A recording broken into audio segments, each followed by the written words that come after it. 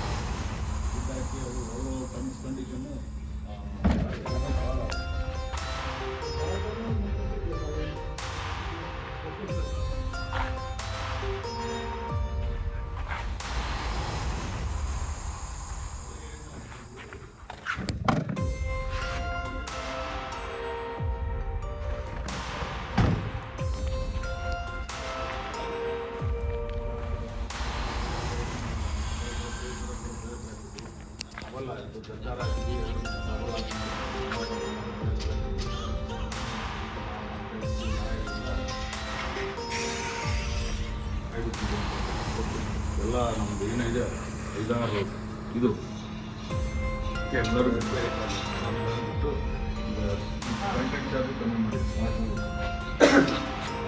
Content charge season ತೊಗೊಂಡೋಗ್ಬಿಟ್ರೆ books ಏನು ತೊಗೊಂಡು ಎಷ್ಟಿದೆ ಜಾಗ ಇದೆ ಕುಮಾರ್? ಜಾಗ ಎಷ್ಟು ಬೇಕು ಇದಕ್ಕೆ? ಈಗ ಎಲ್ಲ ಸೇರಿ 16 ಸ್ಕ್ವೇರ್ ಫೀಟ್ 16,000 ಇದೆ ಸರ್. ಅಲ್ಲೇ ಫ್ರಂಟಿಂದೆಲ್ಲ ಸೇರಿ. ಅಲ್ಲ ಇದು ಥಿಯೇಟ್ರಿಗೆ ಇದೊಂದು 10,000 8,000 ಸಾಕು. ಹಾಂ. ಅಲ್ಲ ಉದ್ದ ಎಷ್ಟಿದೆ, ಅಗಲ ಎಷ್ಟಿದೆ ಇಲ್ಲಿ ಡೂಮ್ ಮಾಡೋಕ್ಕೆ? ಒಂದು ರೂಮ್ ಮಾಡೋಕ್ಕೊಂದು 50 ಫೀಟ್. ಎಷ್ಟು ಬರುತ್ತೆ ಖರ್ಚಾಗಲ್ಲ ಇದು? 1 ಕೋಟಿ ಬೇಕಾದ್ರೆ ಈ ಡೂಮ್ ಮಾಡೋಕ್ಕೆ, ಡೂಮ್ ಥಿಯೇಟ್ರು ಕೆಪಾಸಿಟಿ ಸಿವಿಲ್ ವರ್ಕು ನಮ್ಮದು.